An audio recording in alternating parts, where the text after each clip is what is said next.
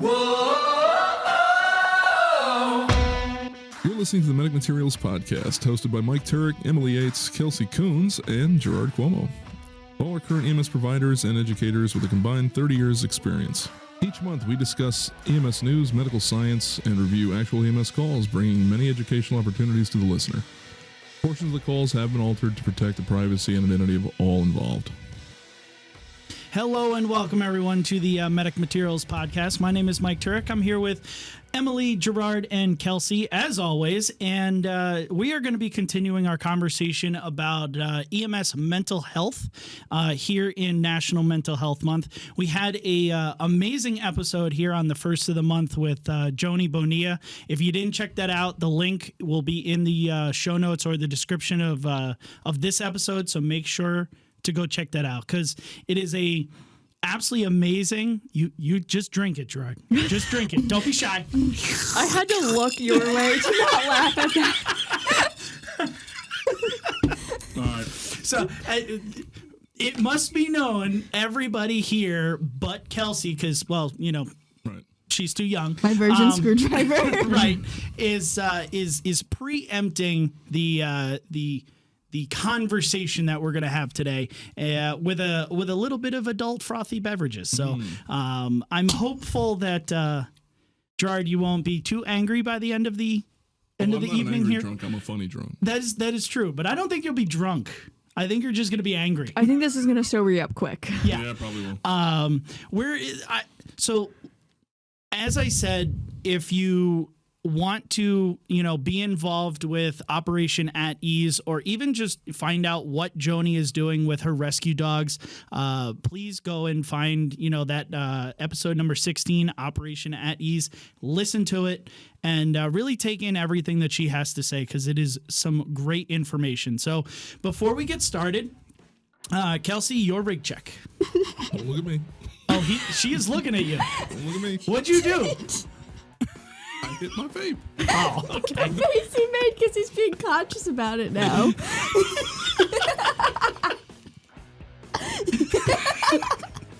If only this was on video, I know. everyone is. I'm sorry, guys. I wanted to keep it quiet.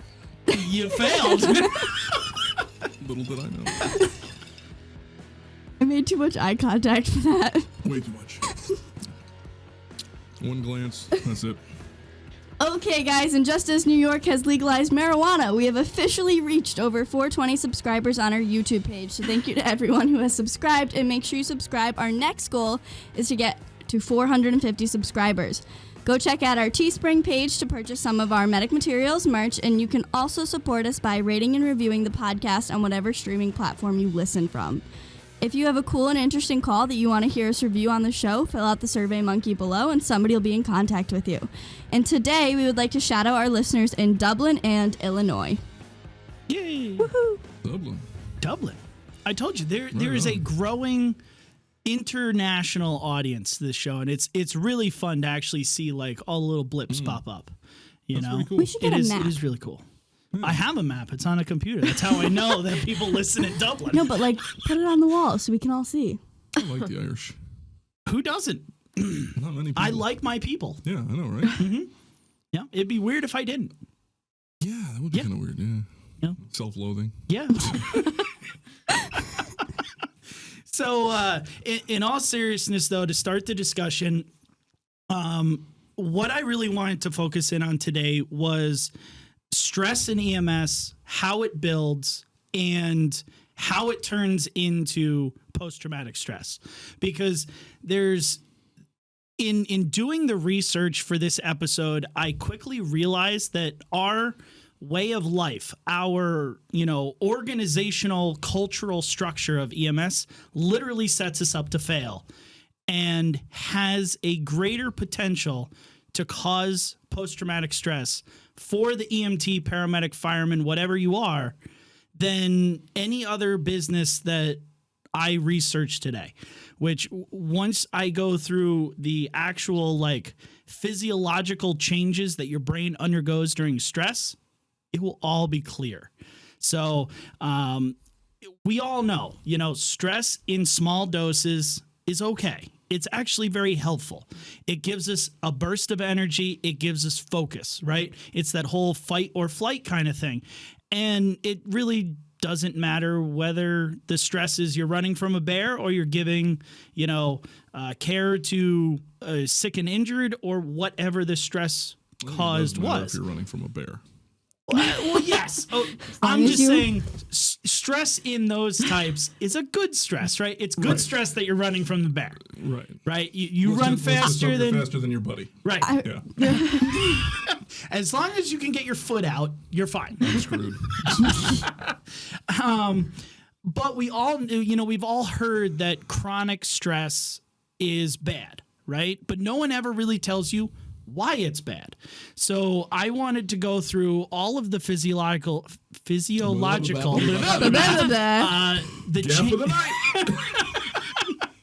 only number one. Yeah, only number one. There's a lot of big words coming up that I'm about to spit.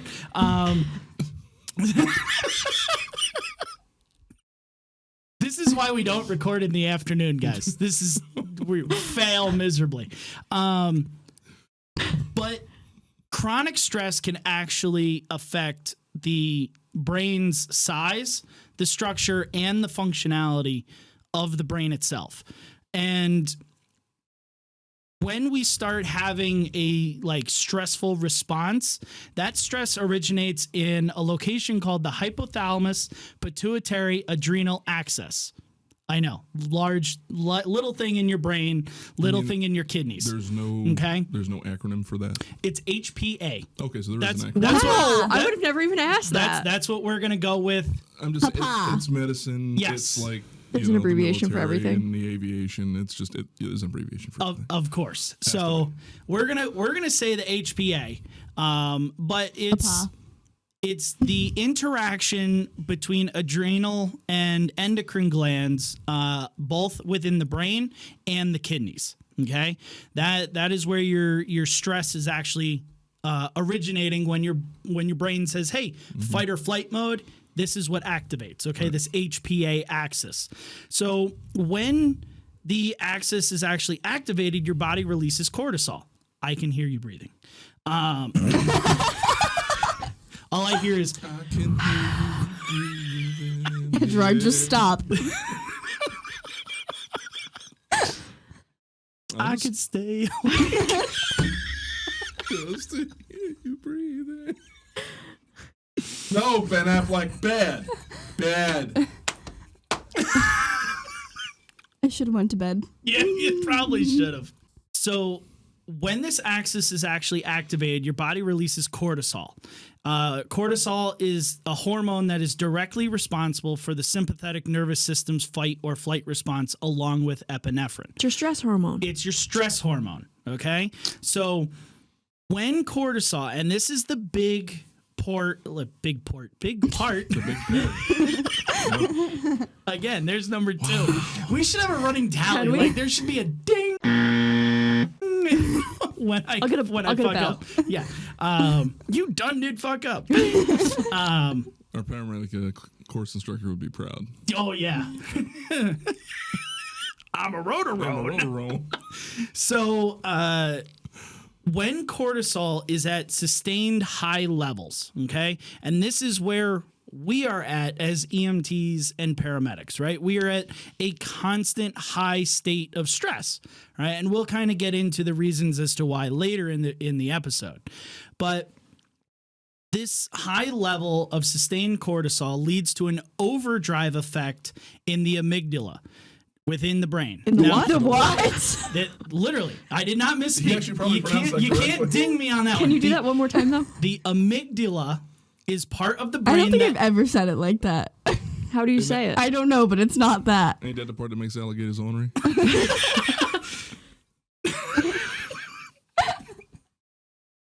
That's what Mama said.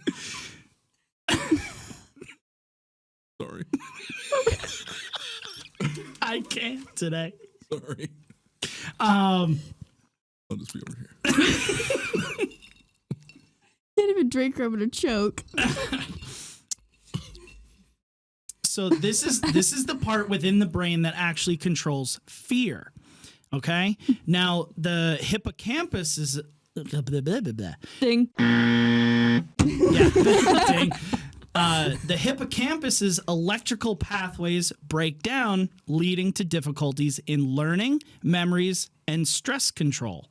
Okay, so not only do you have a overdrive in the fear portion of your brain, now you're having difficulties learning, in memory, and in controlling your stress control. Right? This breakdown also inhibits the HPA, the Ding. Dang. This is why I should have started at 9 a.m. I was in bed. Yeah. This breakdown also inhibits the hypothalamus pituitary adrenal axes, or HPAs, making it harder to control your stress, right? Cortisol at high levels also may have the ability to physically shrink the size of your brain. It decreases the number of Ding. Right. It decreases the number of synaptic pathways and decreases the size of your frontal cortex.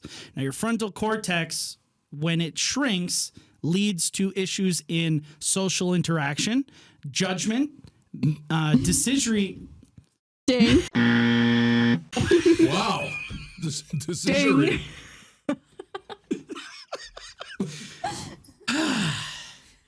It's a lot to read. It is a lot to read. It's a lot to read. Decision do. Hickory dickory. Would you have another drink? Don't worry. Yeah, that's just what I need, right? Give me your bait.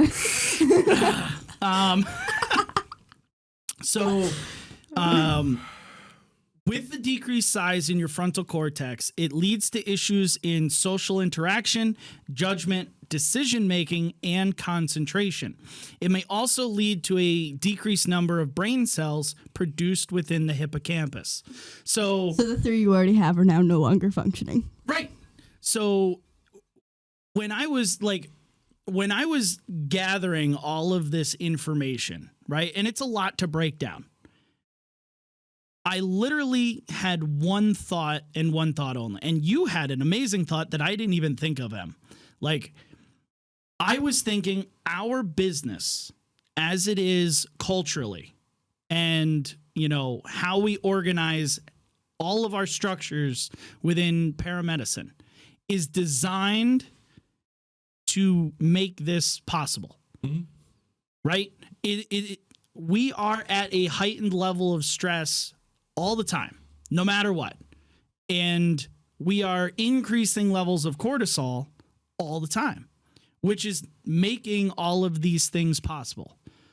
But then again, I had the thought of, if we are literally making ourselves open to higher cortisol levels, decreased functions within the brain, we're opening ourselves to increased ability to have post-traumatic stress. Like, one doesn't happen without the other. You don't just sit there one day and go, oh, I had a really bad incident, so now I have post-traumatic stress. Yes, that's how it might seem, but this led you there. Like, this is the whole pregame. Your guys' thoughts? Em, I want you to touch base on what you said, too, because It's also cumulative.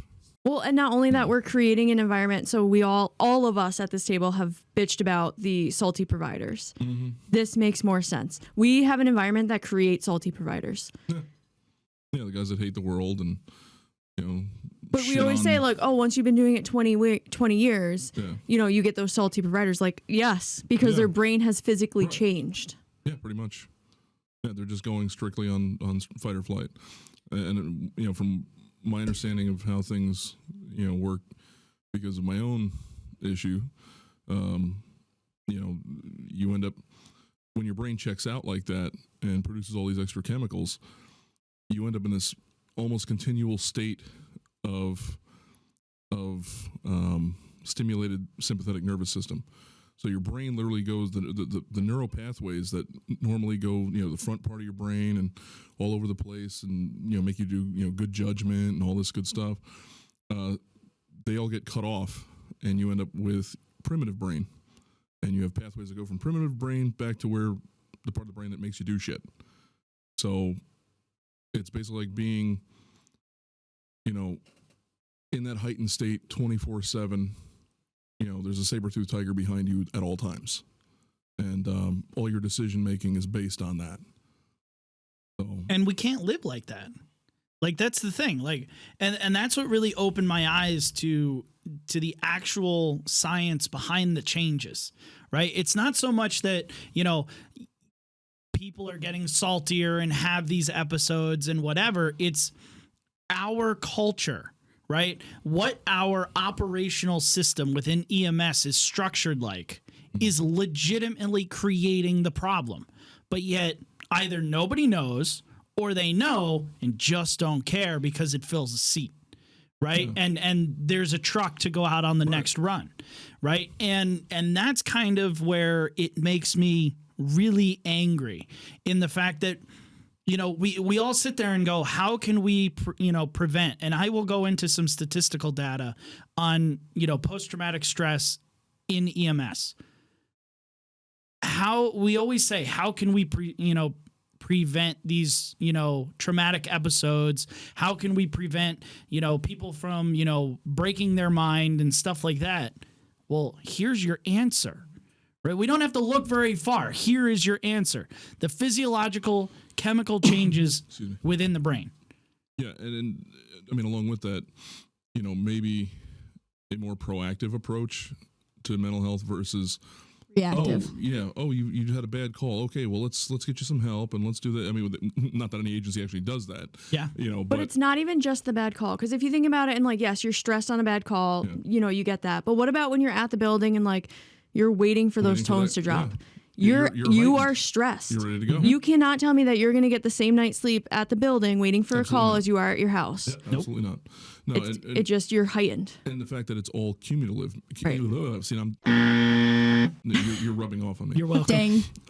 Yes, it's him. It's not the alcohol. Right, it's not. It's all cumulative. So, you can have a nasty, MVA. You can have, a heartbreaking, pediatric cardiac arrest. You can have all these horrible things and get through them just, hey, I'm good, whatever, it's all good. And then one day you'll go and it'll be some stupid little call that you've done 1,000 times, and suddenly that's the straw that breaks the camel's back. Yeah. And now you just completely break down. Yep. Right. And a lot of people don't look at it like that, is that it is cumulative. Like every single trauma that we see and deal with adds up in the long run. Yeah. It might take you 3 months. It might take you, 30 years until it finally breaks, but somewhere that straw is going to break, So let me go through some statistics here. Right. So I was looking at statistical data through for post-traumatic stress with the generalized American population. Right. And anywhere from 7 to 8% of the current American population, that's 23 to 26 million, will experience post-traumatic stress at some point in their life. Okay, that's a lot of people when we're thinking grand scheme of things. When we actually talk specifically EMTs, paramedics, first responders, depending on which study you read, since there's not that many, you can roughly say that 30% of EMTs and paramedics have developed post-traumatic stress. Okay, 30%, that's a lot. Now, I still don't believe this number. And that's a low ball. That's a low ball. So when I was in nursing school, and this was probably when I was in nursing school, I did a project on this. And EMS, being an EMS and in healthcare in general, is one of the highest risk professions that you can get in. We all know that. Mm-hmm. But one of the things that I really focused on was mental health, because I thought it was interesting that they say 30%, and that was the same statistic in 2018 when I did this project, that 30% of us have PTS. Yeah. And there was something like 15% committed suicide due to job-related issues, but that they actually think that number is more like 60% have PTS, and it's just undiagnosed or it's undocumented because there's such a stigma with it. And nobody talks about it. There's no resources out there, so they have no idea what that real number is. Yeah. And 30% is a huge number. Right. And that is the lowest possible scenario. And the number that still to I'm looking at it, and I went through the Bureau of Labor Statistics to find this, but it says nationally there's only like 220,000 EMTs and paramedics in the country. That to me is mind-boggling. Like, you think there's more than that. No, it's not. It's a very small community. But it's a very small community, right? 220,000 across the country that are active, not you know, like, hey, they had a card and now they're not. Right. But 30%, 30%, that's a of huge 220 number. is still a shit ton of people, right? So there was Kelsey, do the math. I'm doing it. that was one. Do the math, That was Kels. one calculation I did not write down. Well, I remember 220,000. 220,000. Which means roughly on the low end of it, 66,000 people have PTS. And that is the lowest Diagnosed. possible Yeah. scenario. So now you're looking at 132,000 for 60%. Right. They That's actually think over half, over like- half of us have PTS related to the job. Yeah. And believe again, That's mind blowing. you look at the science behind it. Our job creates the opportunity for having PTS. And knowing that- you will not change my mind on that, knowing the science behind your brain It's a chemistry. big shit sandwich, and we all take a bite. Yeah. More or less. Enjoy. Sorry. Gerard and his kindergarten Analogies. I like to break things down for the people. in terms they can Rio understand, Linda, right? Yes. Sorry. That'll be my next T-shirt. Sorry. Dot, dot, dot. Right. So, I found one research paper, and it took a very small sample, right? It took a sample size of 34,340 EMS providers that this research study surveyed. Okay, and of that 34.3 thousand, 6% are experiencing mild to extreme depression, anxiety, or stress. Now, of that 34,000, 55% of them said that they feared speaking out because supervisors would treat them differently.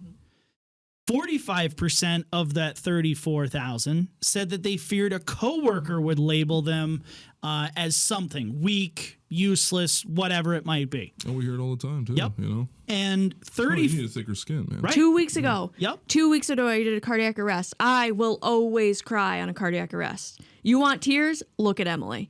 And I had a supervisor look at me and say, "Oh, you need to grow thicker skin to do this job."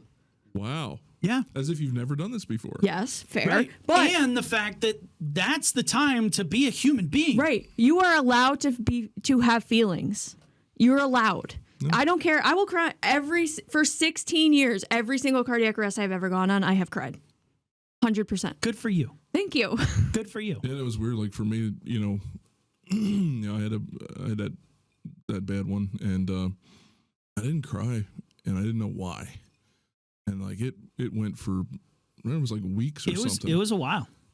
And then just one day, I don't even know what the hell it was. It was something stupid, maybe something I saw on TV. I don't know, like a, probably Bad like puppy probably commercials. like a Brio commercial, The with, ASP. showing everyone with COPD just frolicking on the beach, and just all of a sudden, man, it just hit like a ton of bricks, and I bawled like I haven't bawled in. You're allowed Crying to feel is so feelings. Like, therapeutic. but you grow up in this culture that it's not okay to feel what they feel. It's okay to not be okay on a call. Totally okay. You need to do your job. You need to treat your patient. It is okay to cry after. Yeah. Crying is so therapeutic. But that's it. Like, it's okay to be a human being. Yes. I mean, You know, don't make yourself part of the. It's not your situation. emergency, right? It's not yeah, your I mean, emergency, we're not but saying just go ball with the family and Right. Well, no. when everything is done on a cardiac Right. arrest, I will go sit with Go find your the own living family space. member and Yeah. I ask them to tell me about the deceased patient. Yeah. And I want to know about it. I want to know what their life was like together. I want to know how long have they been married or how long, have they been together, whatever the case may be. And I will just cry with them. Yeah. It's okay. No, and me, I always go to that. If it's something where there's a family present, back the last one I did over there, my thing is when we're done and we realize we're not getting them back and we're going to secure it, I'll go out to the family. I explain to them what's going on. I explain to them what happened, and then the next thing I say, I tell them, look, I am at your disposal. Your disposable. Ding. Wow. This one is tough. Tough today. See what happens? I get a thought in my head, and I look at you, and then the words are all fucked up. See, that's what I do. You look at yourself. No. That's I why I'm not looking at you. And I'm like, they're judging how I'm talking. That's and why then I'm it's not like, looking at you. You're judging, and I feel it. So stop being so judgmental. So I tell them that, hey, I'm now at your disposal, and I will do whatever you want me to do. You want me to cook you breakfast? I will cook you breakfast. Absolutely. That is a huge thing, too. You want a cup of coffee? I'll get right. You want me to make a phone call? I will feed the dog. I don't care. Any questions you have, I'm happy to, whatever you need me to do for you, I'll do. And that's the way it should be. You're being a human being at that point. Like, job aside. Yeah. You're literally just being a human being. You're not a machine. Right. At that point, I belong to them. Right. Sorry. And it's okay to stay out of service to provide that. Yep. Because they're going to sit there and, they're not going to remember that you tubed the guy and IO'd the guy and pushed 12 EPIs and said, oh, well, I'm done. They're going to remember that you sat there with them in their grieving process and helped them along through that time. Right. Because the cops sure aren't going to do it. Nope. I've never seen a cop that was, sympathetic, No. Everyone else just wants to get back in service. Right. They're like, see you later, goodbye. No, I'm going to sit there. One of the worst things that I ever went through was I did exactly what you did.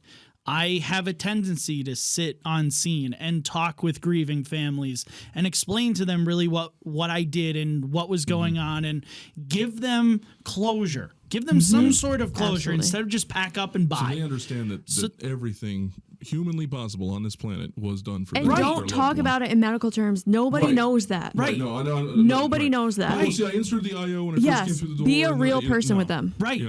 And one of the worst things that I went through was I had another provider on scene, and when we left, they literally looked at me and were like, did you know these people? Like, nope. Why did you talk to them for so long? Because you can only be nice to people that you know. And I'm like, because you're a human being. Like, because that's what they deserve from me right now. Right. Like, I have nothing else going on in my world right now other than them. Because their world just fucking ended. Right. Yeah. Like, the humanity aspect of EMS needs to come back. And I think if we all looked at this profession with a little bit more humanity, maybe we wouldn't be treating people, patients and ourselves included, like we do. Having the stigma and being like, hey, you know what? It's okay to be a human being. Like, we're all going to go through something. Whether it's in the job or outside of the job, we all bring something to the table, I think maybe just, I know everyone's got a right to make a living and stuff, but, maybe some of these salty people who have, maybe they've just been here too fucking long. But, and this, Turk's research proves this because it's more difficult to learn. So are you going to go after 20 years in EMS and start a new career path? No. Because it's that much harder to learn, and it's that much harder to handle stress, and it's that much harder to make decisions. This is what you do. We've created a situation that you are stuck in. Yeah. And then it just rubs off on 100% the business itself. Right. The business we do. And that's why, the biggest thing that I wanted someone listening to this episode to take out of this, provider or supervisor, operational director, whatever it might be, to actually see the signs that this is not a personal issue. This is a cultural, operational issue. Like, if you have to figure out a way to make sure that people are not stressed while they're just sitting there, or maybe cut their hours so that they're, not working 36 hours straight or 24 hours straight. But how many times, and I'm sure that all of us sitting at this table have been like, you know what, I'm at my wit's end, I need a break, I want to take a week off. And you go and you put your week off request and they're like, sorry, you don't have enough PTO, you can't take it. Yeah. How many times has that happened to us? Yeah. We are asking for help. Yeah. We are asking for a break. Give it to them. And measure ours in hours, not like other people, in days. Yeah. Yeah, like normal people. But again, that's Normal? What? What? But again, these are the things that culturally Yes. we have to deal with as providers, right? And I will let you guys flood the table with all of your things that anger you right after I give these last few statistics I think here. just a lot of what we do could be. He's apparently I'm not giving No. No. Bad Mike. No, I was just saying, a lot of what we do, not what we do, but the culture of our industry, I think still has too many roots into the old fire service. Because what we do isn't fire. All right, firemen can go to work, 24-hour shift, answer a couple of calls, have how many battalions and stations and stuff like that. And it's not I'm not diminishing what they do, but it's not overly taxing on them individually. See, this is the one time market in the books that I will stick up for fire is they have they are still there for whatever shift they're there for, waiting for their tones to go off or however they're dispatched. Yeah, that's true. I just recently in our area, there was a fatal fire with a child. They have to feel that. Oh, no, I'm not like I said, I'm not diminishing what they do. I'm just saying there's a difference in what they do versus what we do. We all answer calls, we all do that stuff, but we only answer medical emergencies.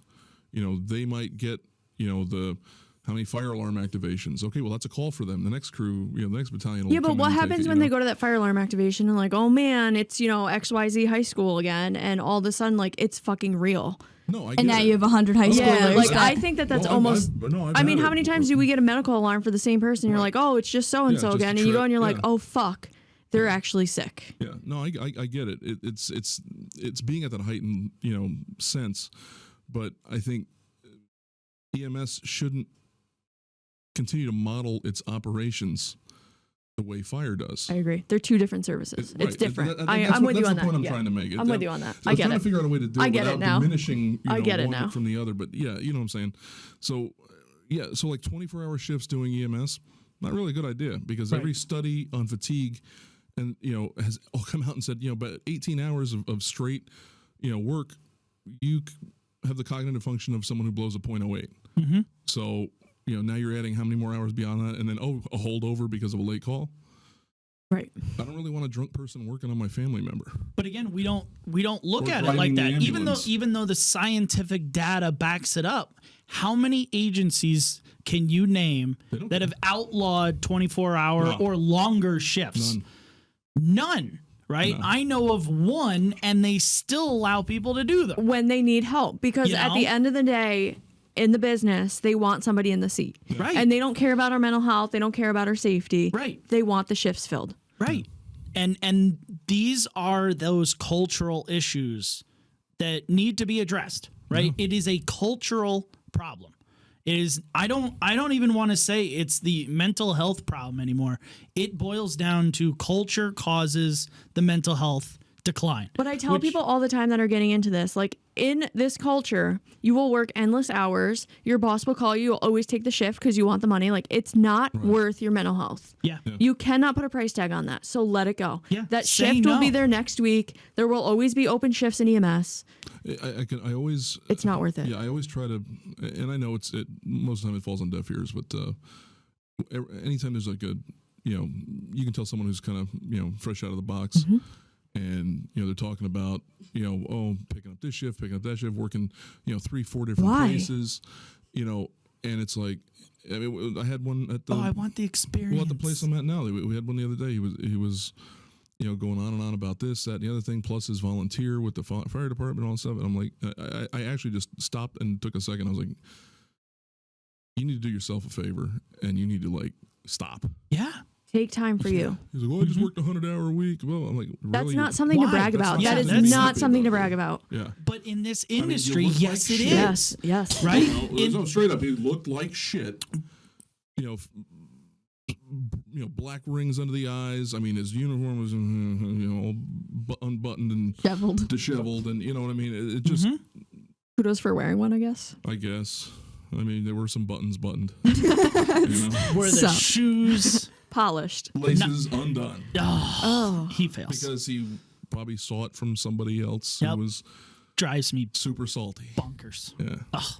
I mean, the thing is, this is an easy job that you can work 100 hours a week and go home and have 2 days off and enjoy it. And like any other job you're going to do, you're only going to get 2 days off. But you can work 100 hours and make all that money and still have the same 2 days.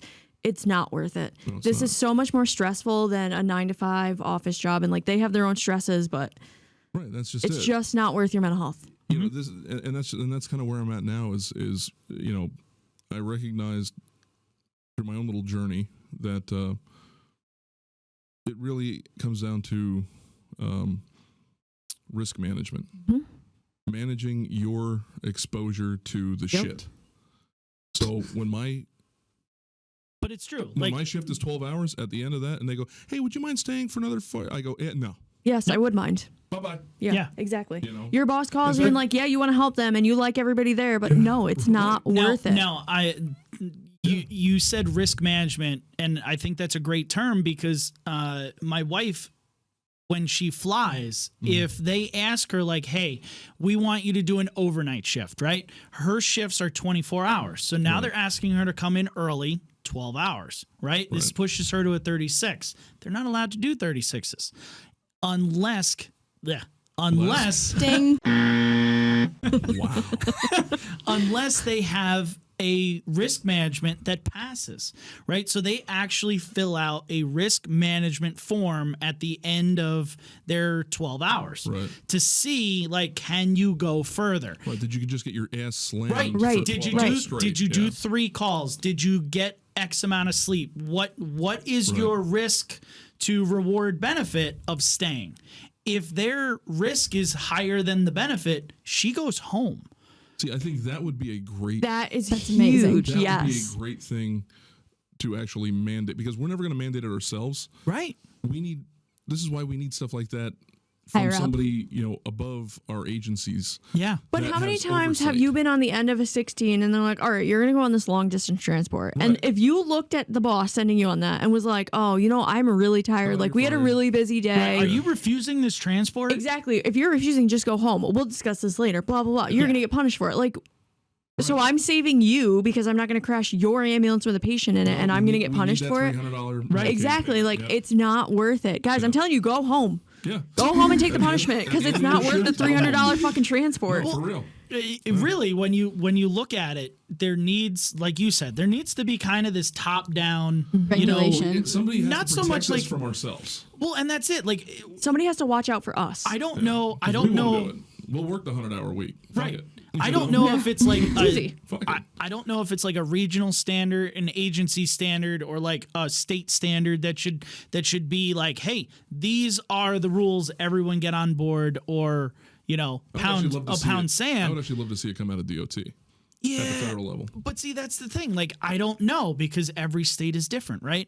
I was talking to a couple different providers that listen to this show on how their systems deal with mental health, and it is astronomically different than ours. Ooh, really? Yeah. It's like they have things in, and I'll get into it. They have things in place and systems and management structures.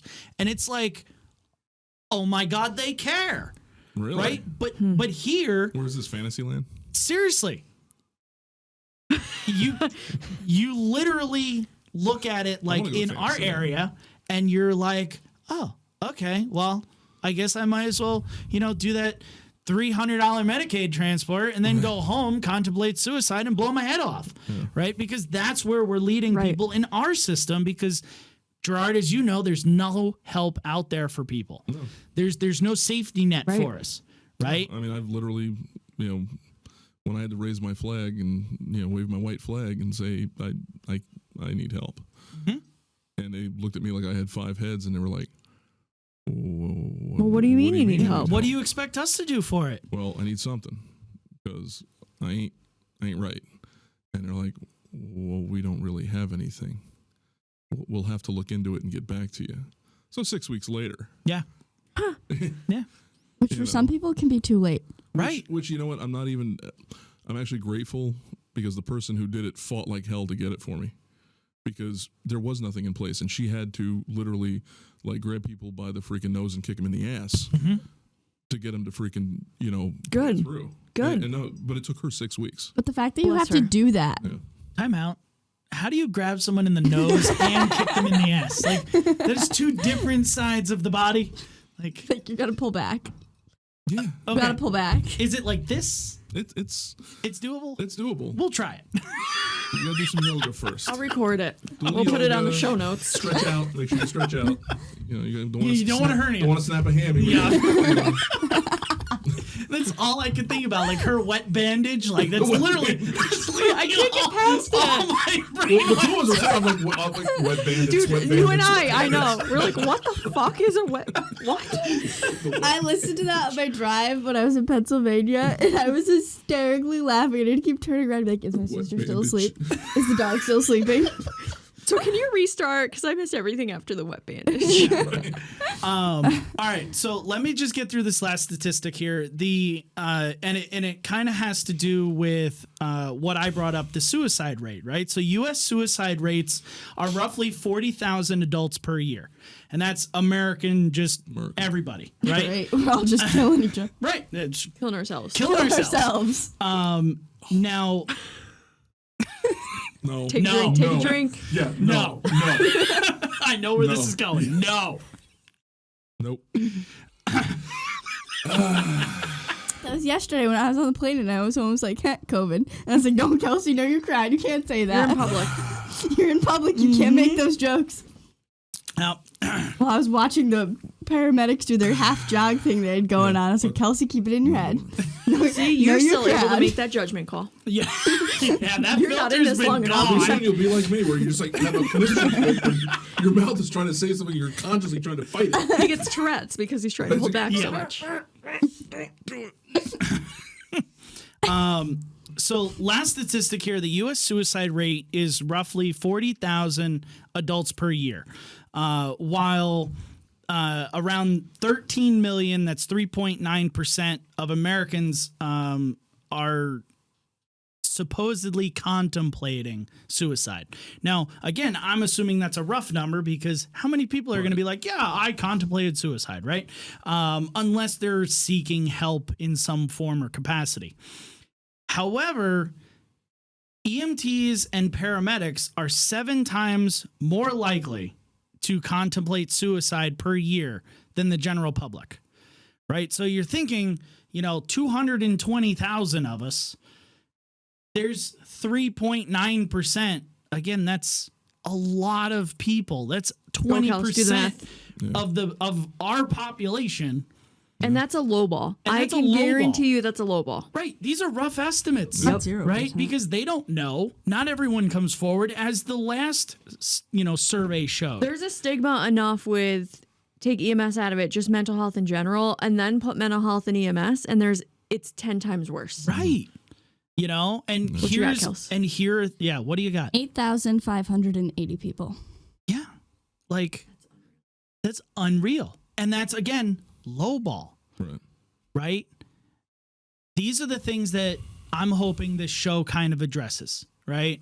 Anyone that listens to it, because we always talk about, EMS mental health in like super happy unicorn fairyland kind of, oh, well, be really nice to your partner.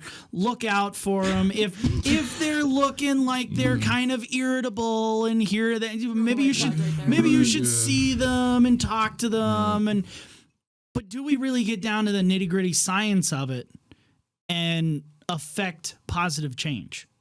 I haven't seen that yet in our system. Because I can tell you right now, anyone comes up to me and they're like, hey, how you doing? Are you a big guy? How you It's doing? so awkward. I number one, it's awkward as fuck, and number two, my initial response is gonna be, yeah, I'm good. Yeah. It's all good. Yep.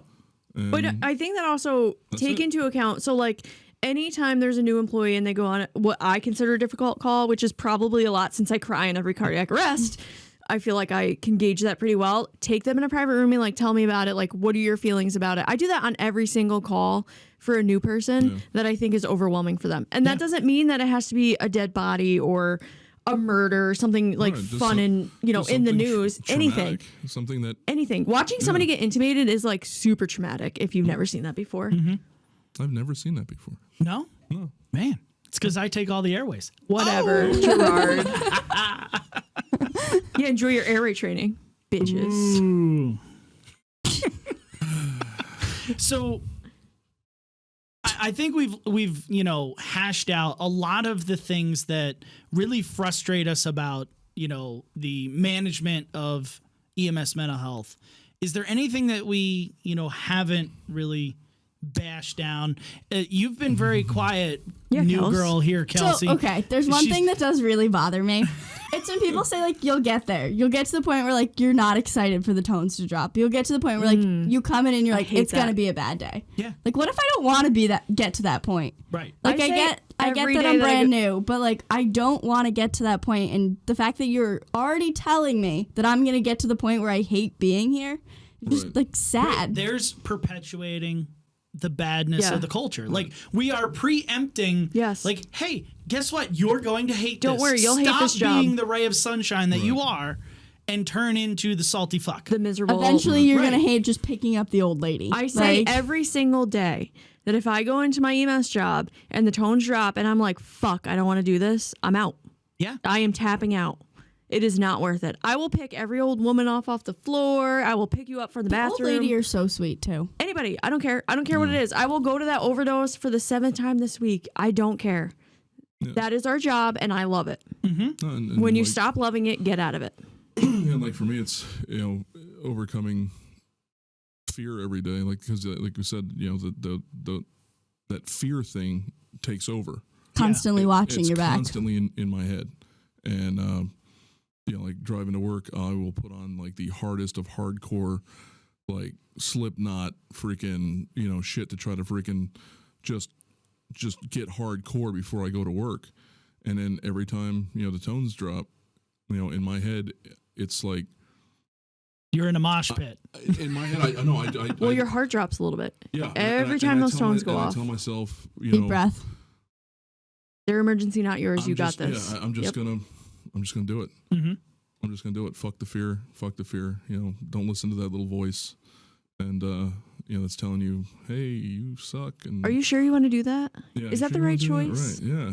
You know, Mm-hmm. because he'll pop up and he'll be all up in your face. Because Oh, yeah. you know, I never thought I'd say he was in mine, but he's in mine every fucking day. Every day I go to work, Well, it's just that. But I think that says something too, because if you hear like if you go out on a call and you're not, there's no pucker factor, like you're not a little bit afraid. Mm, I don't know if you should be doing this anymore. true. again, it's all of the human factor. Yeah. Like, we all sit there and go, oh, man, Yeah. I am not okay with what I'm going to. We all do I wish that. this and was it's- anybody it's but me. completely Right, okay exactly. to do that. I wish that anybody else was going on this call. Right. But we all do it. We all go through it. Yep. You know, and we all manage it in our own way. You know, and that kind of leads me into, how do you guys kind of deal with, you know, a stressful day at work? Like, you know, everyone in the EMS community always just says, well, you have to leave it at the door. You figure out how to fucking leave it at the door.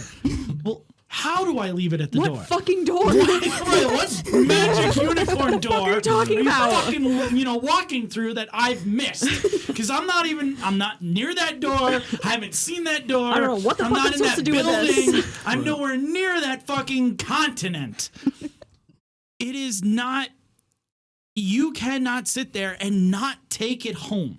Yeah. So, you know, how do you guys kind of deal with that, you know, leaving it at the door, stressful day, coming home, decompressing?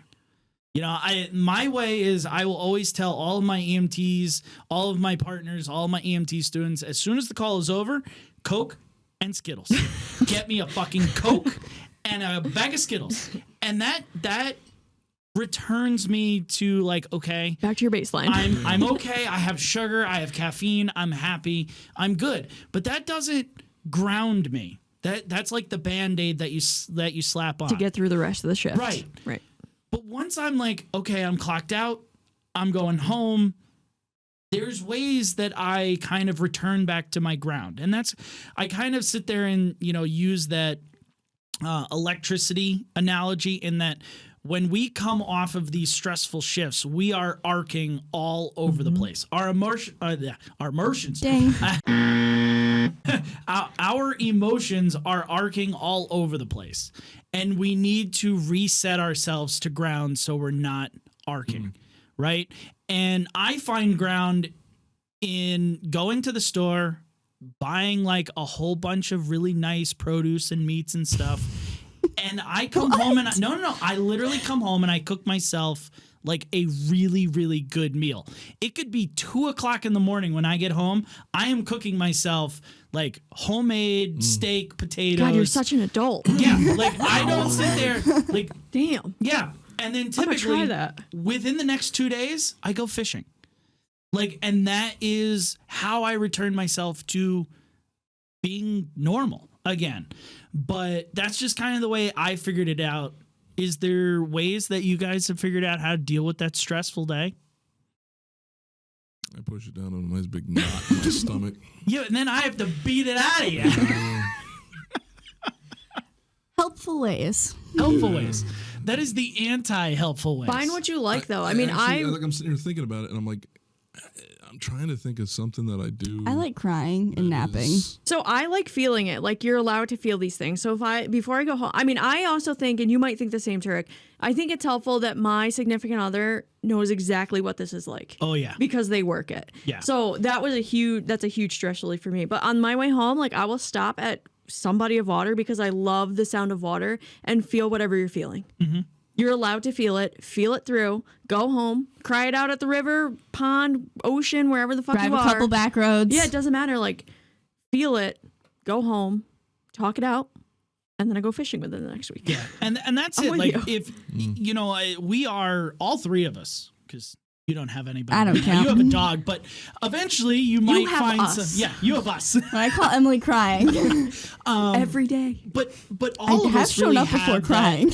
that helpful significant other. Yeah. A lot of people in this industry don't have that. They're, That's huge. married or dating someone that works in an office and they have no clue of what we do at work. But it's an amazing feeling where I come home and Jess is sitting there like, "Oh, you look like you had a bad day." And I'm like, "Oh yeah, just let me You can walk me in the start, like, door and cooking. yes. and I'll tell you all about it." You walk know? in the door and your significant other is like, something happened today. Yeah. Let's talk. And then they literally sit down and actually listen. Yes. And it's like, "Oh, okay. Yeah, that really does And they sound understand. They Yeah. get it because they've been through it. Right. That's, the divorce rate in EMS is like through the roof. And I wonder how much that has to do with people that are married to non-EMS people or non-first responders. Because I won't even say EMS, like first responders in general. Yeah. I think that has a lot to do with it because, I am very lucky in my home dynamic in that if I do a night shift and I come home and I ran all night, a normal wife would sit there and be like, "Oh, Mike, you have a 40 thing to-do list. I expect them done when Your you get honey-do home." list. Your honeydew. I Right, love that. where Jess is like, "Go sleep. Wake up this afternoon. Like, it's fine. Right. I'm good."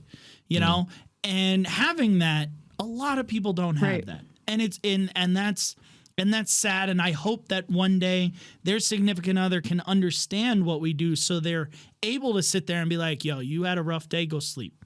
Or, "Hey, I don't understand a word of what you're about to say, but just lay it on me. Right. That's what my dad does. Right, I'll take half of your pain away for you." Even you going and working an overnight and like, oh yeah, you only did one call, but you are awake constantly waiting for those tones to drop. Like, you're fucking exhausted. So yes, I'm going to come home and take a nap. For somebody to understand that theory, like, oh, but you didn't do anything last night. Yeah, I mean, Well, I was there. I know it's not the same, but it's the same kind of process that your brain is. It's like like someone walking, in Afghanistan. We Right. don't know when that IED is going Right, off. exactly. So you're going to be on alert, hyper vigilant, 24/7. Like I know a lot of people get comfy when they get to work and they can do their overnights and they put their sleepy clothes on. They get their Stop little talking comfy shit about me.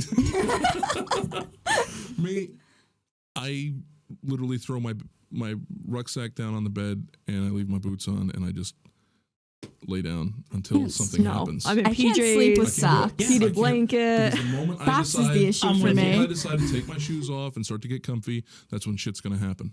Socks So is my issue I here, don't do it. folks.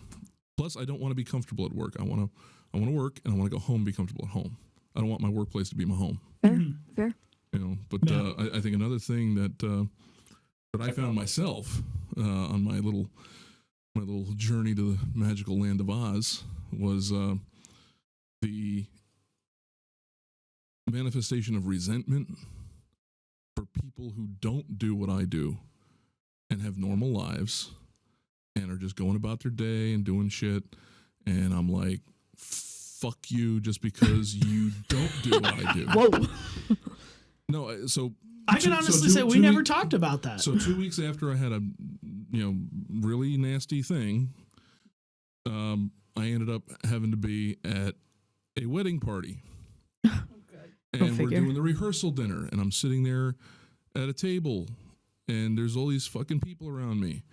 And they're jibber-jabbering about the most fucking useless nonsense I ever fucking heard in my life. Meanwhile, I got head... He's still angry. I can hear. I got the faces of fucking dead people flipping through my head like a Rolodex.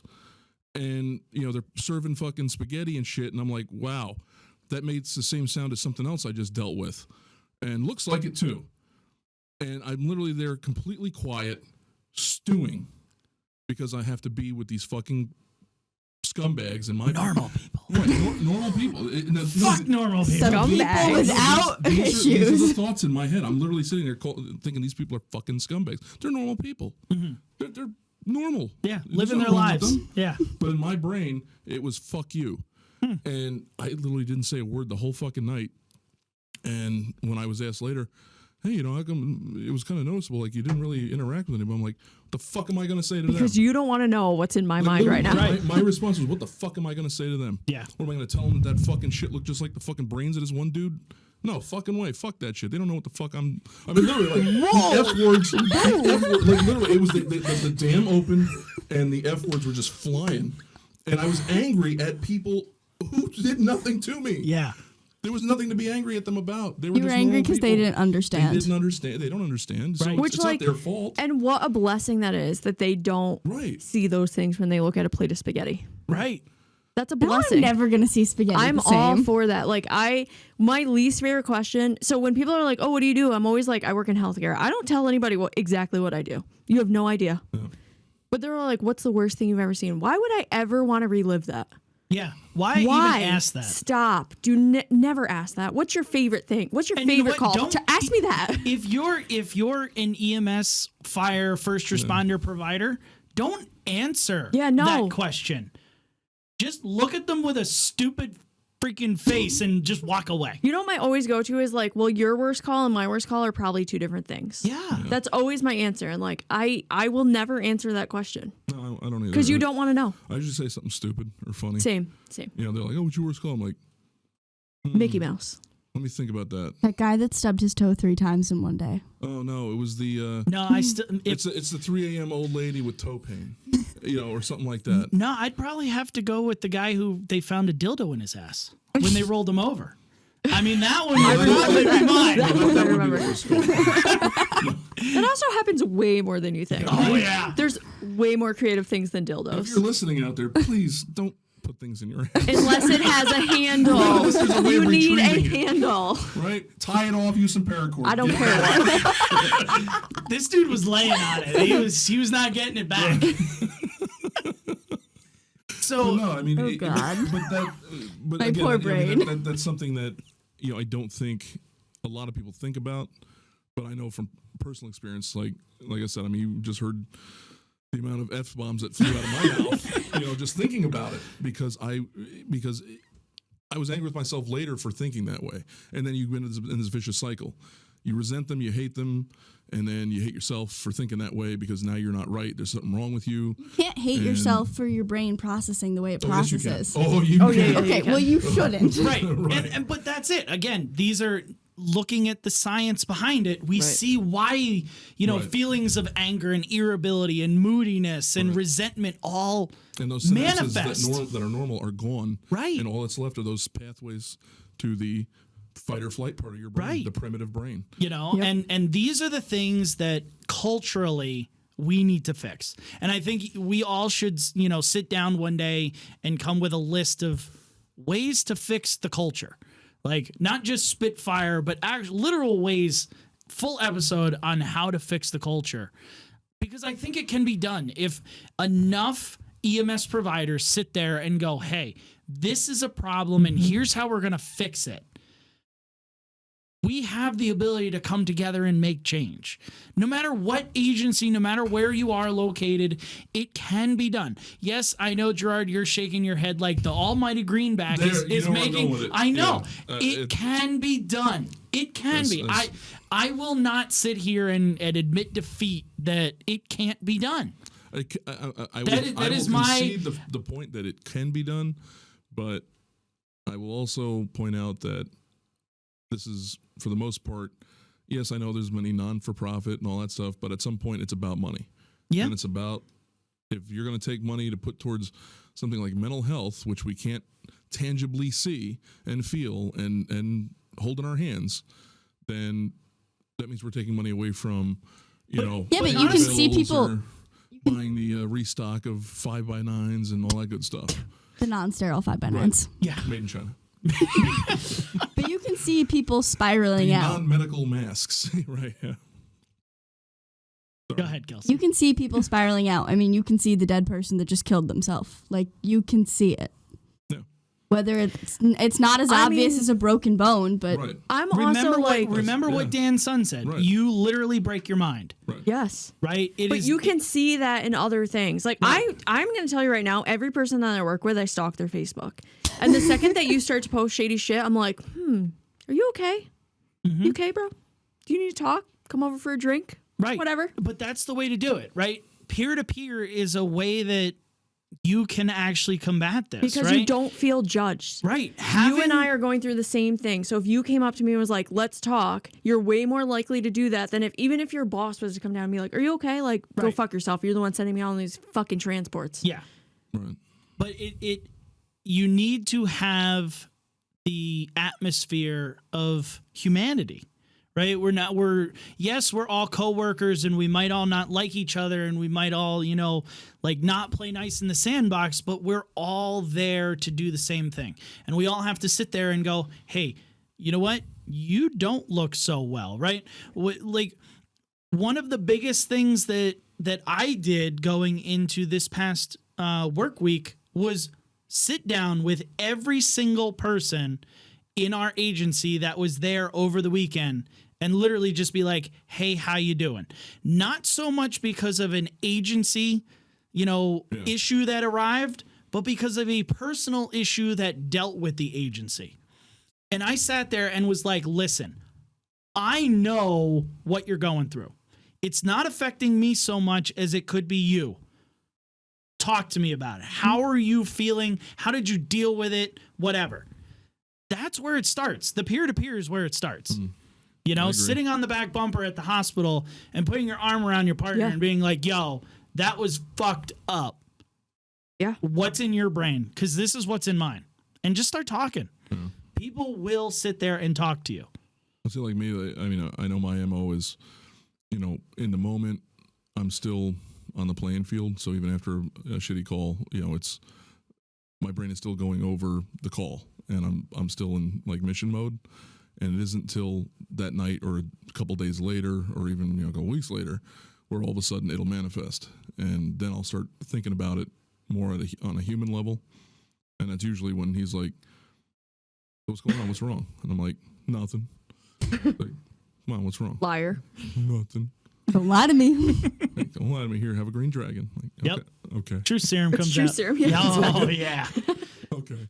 I can tell you, the conversations that Gerard and I have had at 2 a.m. after like 8 green dragons, we're like, yeah, man, the world is great. I'll tell you this one time. But that's about how it goes, like, again, peer-to-peer. You don't have to be like a clinician specialist, right? With training, you can just be a human being and actually care and show that human emotion, right? So in ending, I want to reiterate some things that people programs and things that different agencies have been doing, and different things that you can actually go and reach out to. We all know Operation At Ease. If you need a service dog, feel like you are in the market for a service dog and eligible for one, reach out to Joni. She's awesome. She is awesome. Really great. Like, I was talking to her. She has completely okayed our initiative for the fundraiser for June 11th. Cool. So eventually I am going to be making a t-shirt for Operation At Ease in combination with the podcast. And we're going to be selling it for donations that we're going to give to her at the dog wash. So that's really cool. The Code Green campaign. Everyone here has heard about the Code Green campaign. They don't do treatment, but you reach out to them, you explain what your issue is, and they will assist in getting you the proper treatment in your area. So it's a national campaign. They raise awareness for EMS mental health. Reach out to them. Their link will be in the show notes, in the description of whatever platform you're listening and or consuming this on. You can eat this and listen at the same time. Can you not consume with your ears? Not generally, no. Valid point. I mean, I guess. Hold on. I feel the judgment, you two. I'm looking up the definition of to consume. Wow. Ha! yeah. To eat, drink, Mm-hmm. or I lost it again. To eat, drink, or ingest. You're ingesting I'm education. ingesting it through my ear balls. It says in parentheses. You have balls in your ears? Sure. It says in parentheses food or drink. All right. Now it's a party. So, peer clinicians, right? Being normal human beings.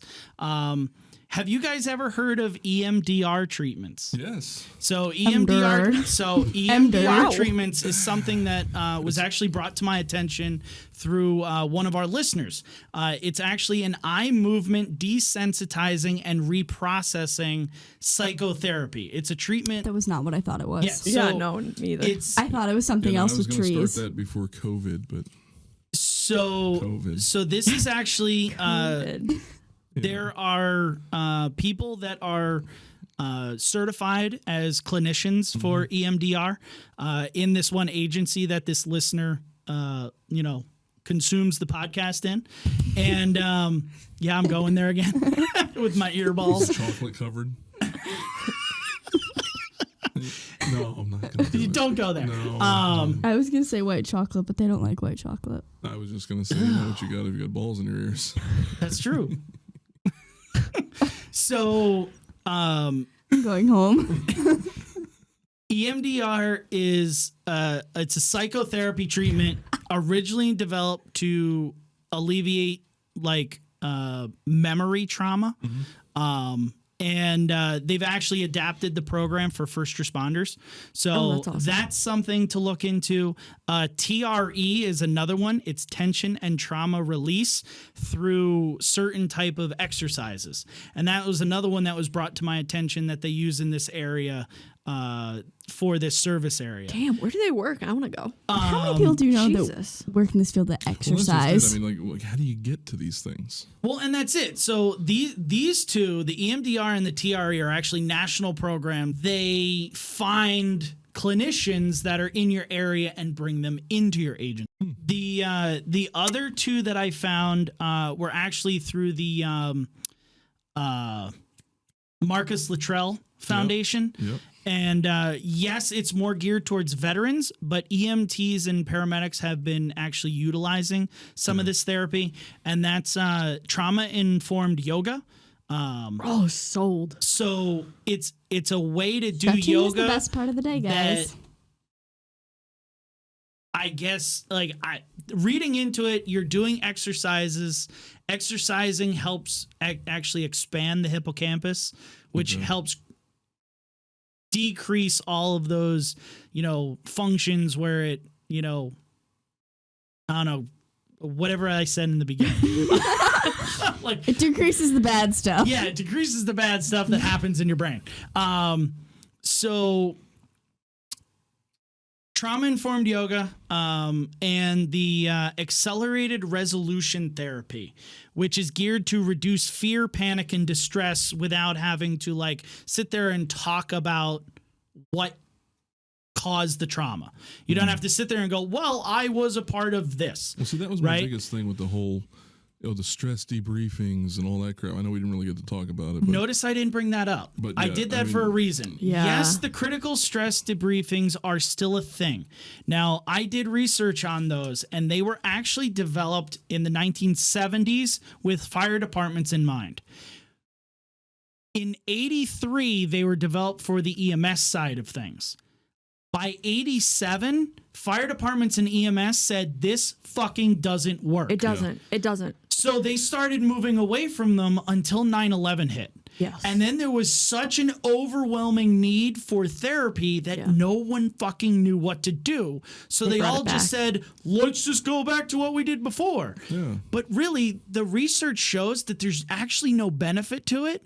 It's more of a hindrance because, Yes. well, not so much a hindrance, but there's actually more data showing that it can be more detrimental because now we're reliving an event and everybody's telling you what you could have done different. well, not even that, but I can go and I can sit there and not be affected by something, right? And then you tell me your side of things, but I can now honestly say that that. memory creeps just into there, warped. and guess what? Now I'm affected because of a whole different way of perspective Yeah. and looking at the incident that I was just a part of. Yeah. And that I can tell you firsthand. That's what did it for me, was sitting in that room with everybody and everyone going person by person, almost a minute by minute account of their time on scene. Yeah. And it's just like, by the time they got to me, I literally was just like, I'll have a fucking Diet Coke. Yep. I'm fucking good. Green dragon here. Green right. dragon Green here. dragon. I'm completely screwed now. Thank you. Yeah. Watching, grown men break down and cry. And I mean hard guys, like fucking biker guys, and they're just bawling. Biker guys are humans too. You know Biker what I mean? guys No, have you know what I mean, emotions. though, but like Yeah. guys that usually would have held it together, and then the moment they start talking about it and getting to certain parts, and again, bringing things up that, maybe at that time my memory was suppressing, and it was suppressing it for a reason, Right. and now all of a sudden, boom, there it is. Right. Can of like- worms here Yeah. just made it worse. Yeah. And that's kind of why you're not seeing them very often Thank God. used, Yeah, you still see them. You've been a part of them. I've been a part of them years ago.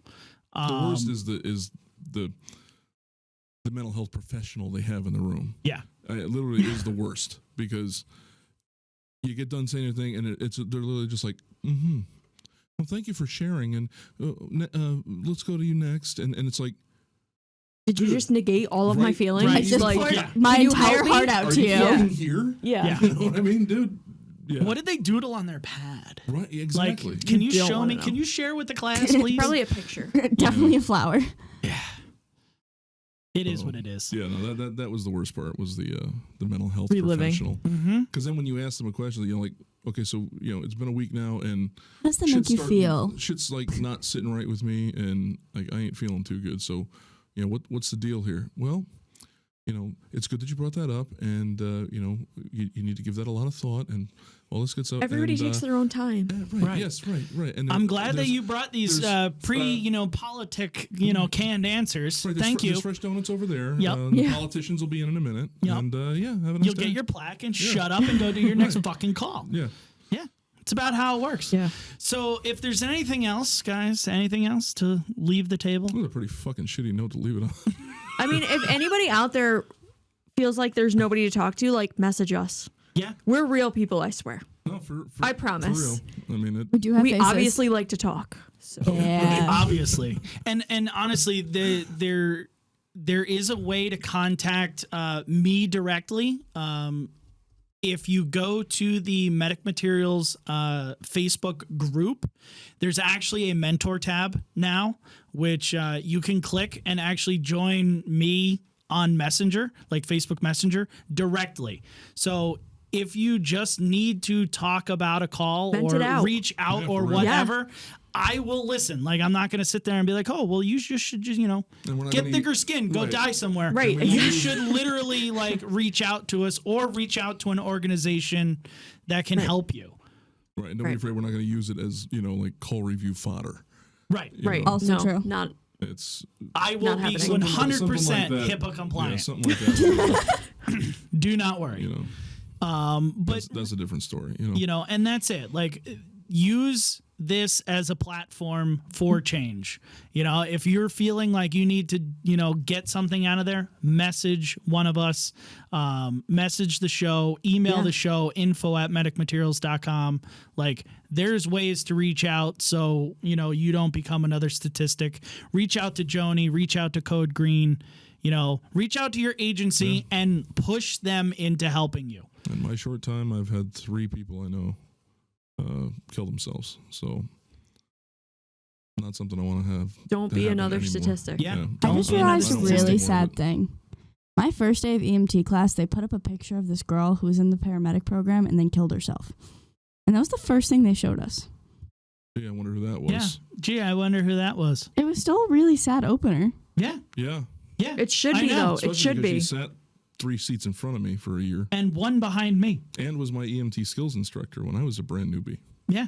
So it does hit home. Like, there are people out there that, we even know that have lost their struggles to, EMS mental health. Yep. We're not just spitballing and being like, hey, you should do it this way. We've seen the effects of what this actually creates. And like I said, if we need to be the change and changing culture, then we need to start changing the culture and not wait for the administrators and the top down kind of, governmental oversight that we have at EMS. It's going to have to be grassroots. It can't. Don't wait for the budget to allow it. Like, make the change yourself. Make the change yourself. And, be like, Kelsey is our ray of sunshine. Be that ray of sunshine in your agency. And don't let anyone take it away. Or find it. Yeah. Yep. If you're the doom and gloom, gray cloud. Kelsey, you're not allowed to leave me. That's okay. I'm not going anywhere. You're the sunshine. That's okay. I'm not going anywhere, guys. All right, guys. If there's nothing else, we will see you in June. It'll be nice and warm, and my garden will be planted. Woohoo! Stay safe. Think happy thoughts. Happy donuts. Happy donuts. Happy donuts. With sprinkles. Ooh. Thank you for listening to today's episode. If you'd like more information on the podcast or to send us a call to review, visit medicmaterials.com/podcast. To learn more information, like us on Facebook at Medic Materials EDU, or watch our weekly instructional videos on the Medic Materials YouTube channel.